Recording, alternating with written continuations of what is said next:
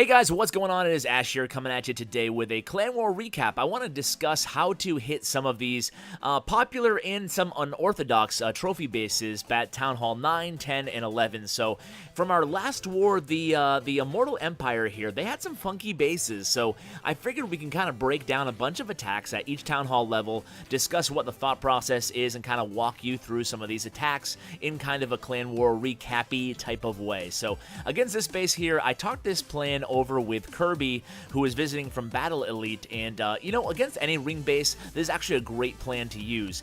You can see there's two single target Inferno Towers, starting to see a little bit more single target Inferno Towers lately, and I don't even know why. I would still go with two multis. I still go two multis. I'm pretty sure my entire clan still goes two multis. Why would you go single target when everything's a mass attack now? But you can see I just kind of highlighted 3 points on that perimeter wall here where I'm going to choose my entry locations. Now, obviously, at any kind of ring base, or I shouldn't say any kind of ring base, but most type of ring bases, there's a safe spot you can enter in your queen to essentially do a queen walk-ish type thing to help set up that funnel on one side of the entry point. On the other side of the entry point, you can see I have a golem backed by a few wizards. That's going to create the nice funnel here. Now on this attack, you'll see it's a mass bowler attack of sorts, but I also have a clone spell. That's because it's not a straight up mass bowler. I don't have a ton of them.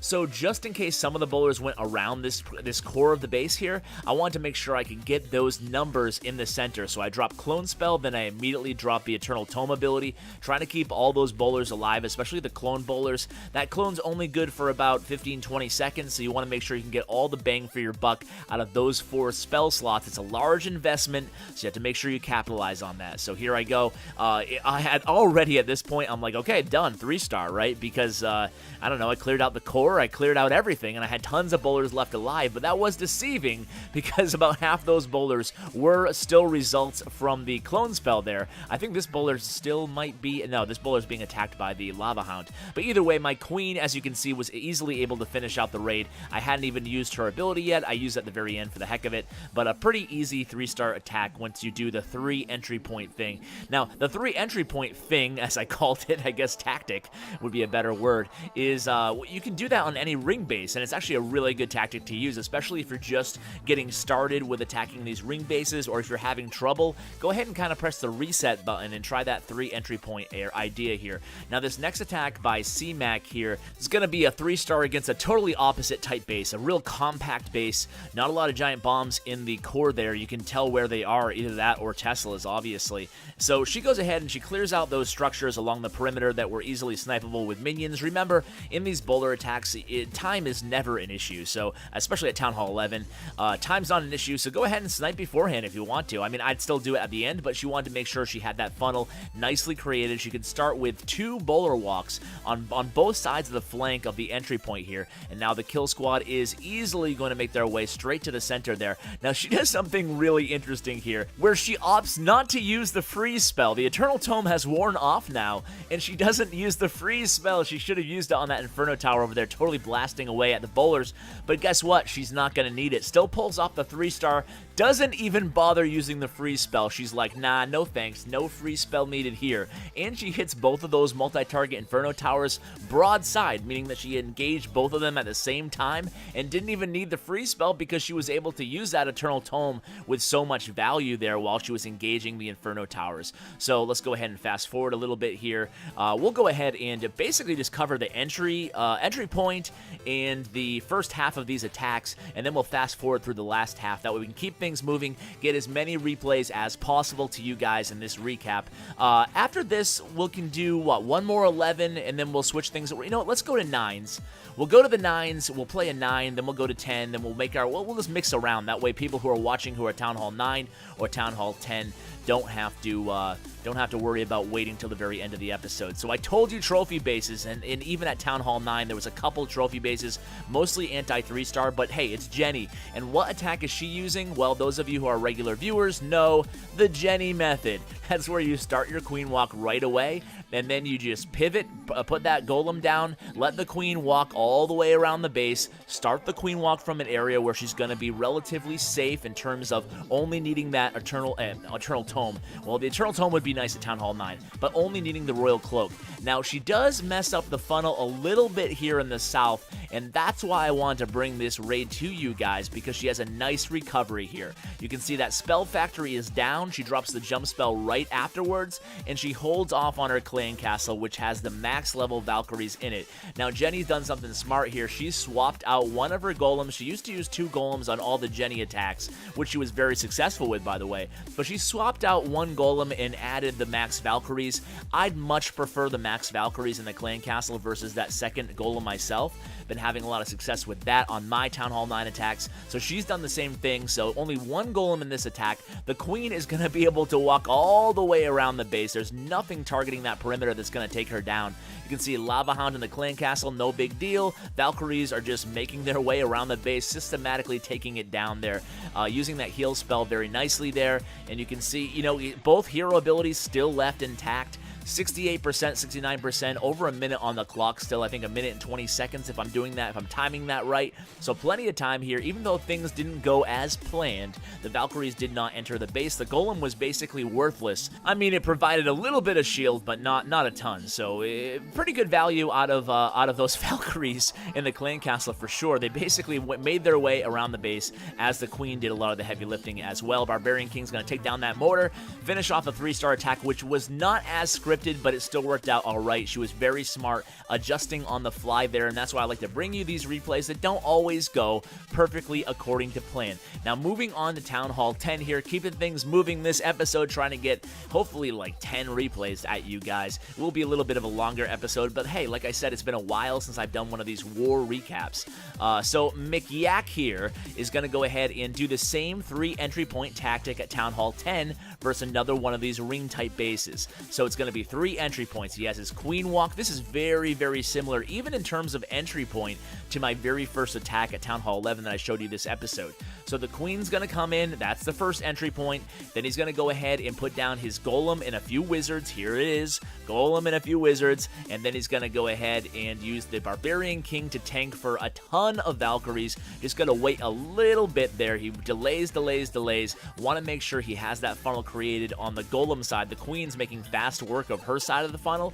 He has 2 rage spells. Now, he could use one right now on the queen, or in a second on the queen, or he could use that poison spell on the enemy queen, but he opts to, maybe he just lost track of her there, but the queen goes down, but that's all. It's going to be okay because the Valkyries are still doing very well. You can see the Valkyries actually split very nicely for him there. Some of them are following the golem, and some of them have made their way to the core where he uses his freeze spell as well as his rage spell, takes down the core of this base. Very nice attack here by McYak. If he had not let his queen die early on, he might have had a really, really impressive attack in record time. But you can see the Valkyries just doing a great job. The Barbarian King kind of tanking now that the healers have switched to the Barbarian King. So finally, the AI of the healers/heroes have actually worked out for McYak in this raid.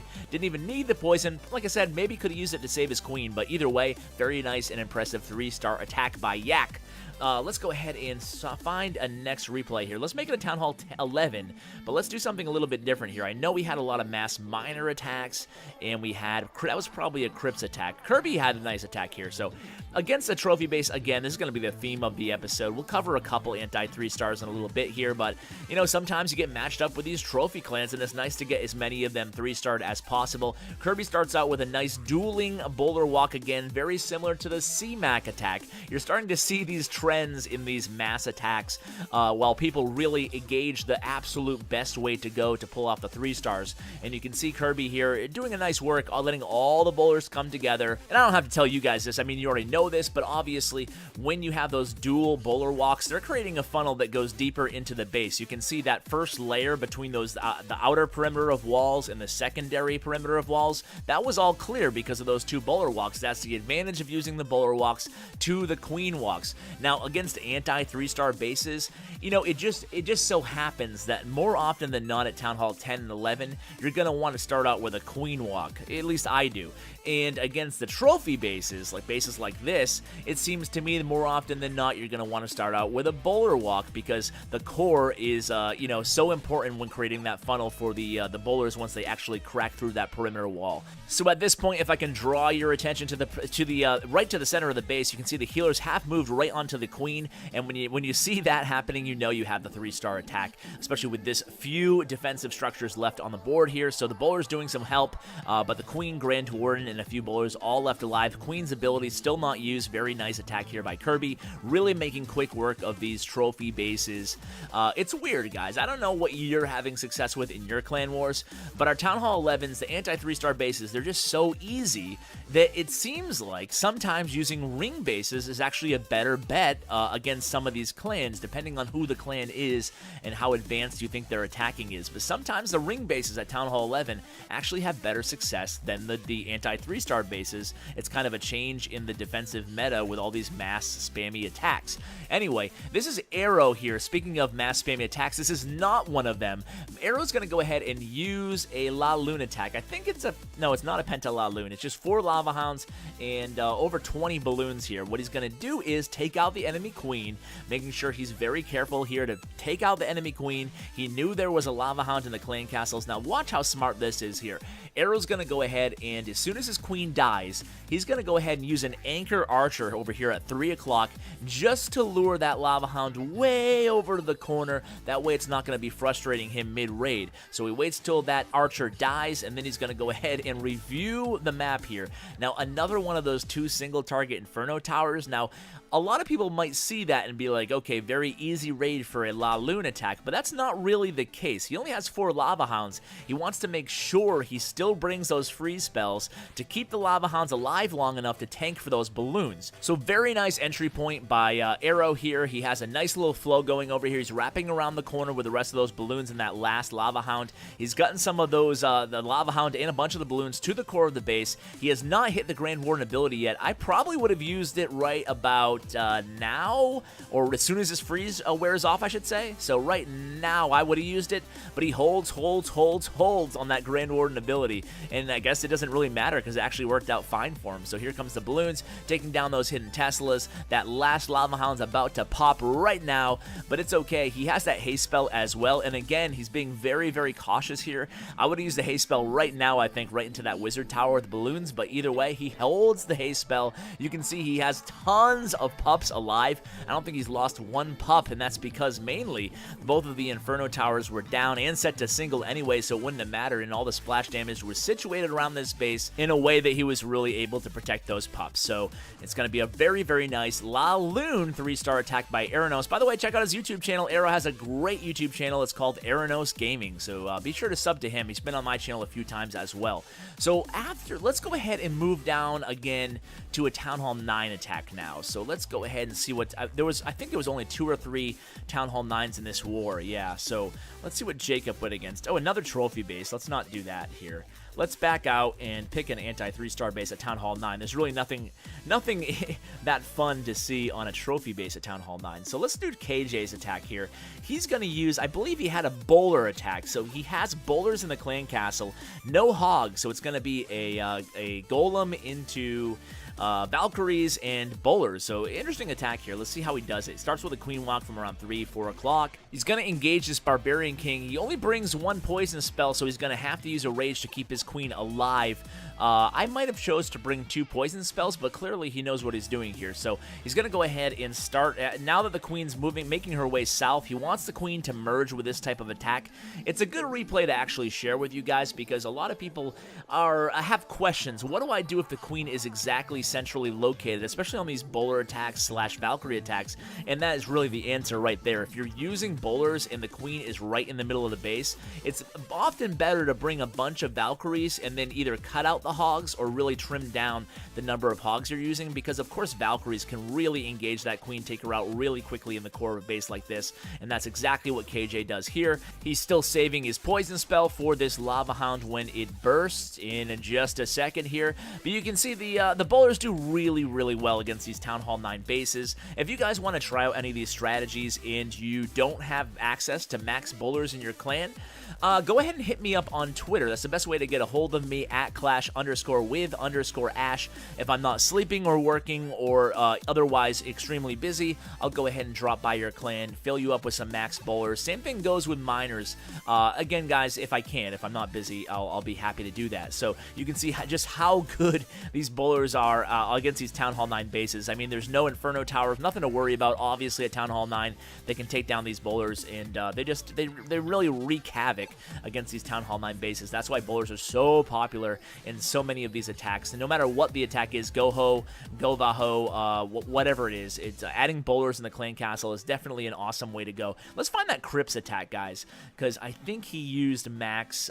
Medi? We could show Medi's attack. Nah, let's not show Medi's attack. Let's show Crips' attack. Alright, so Crips is over here.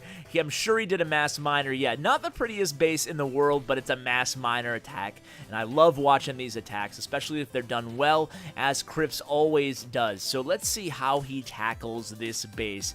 Another popular base design, this time with the Inferno Towers, both of the edges of that core area. And he's going to go ahead and do the obvious, right? Take out that enemy Archer Queen. Even though she's not maxed or anything like that, it's still important because miners can really get held up on heroes.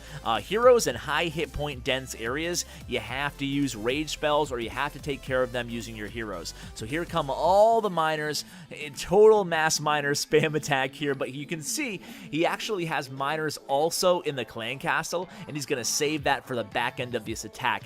And you're also going to see quite the showdown between this Archer Queen and that Inferno Tower in a second here. Let's go ahead and let's pause it for a sec and zoom in on this Queen versus the Inferno Tower action here. They both have about 10%, 5%, 1% hit points left. The Queen takes down the Inferno Tower.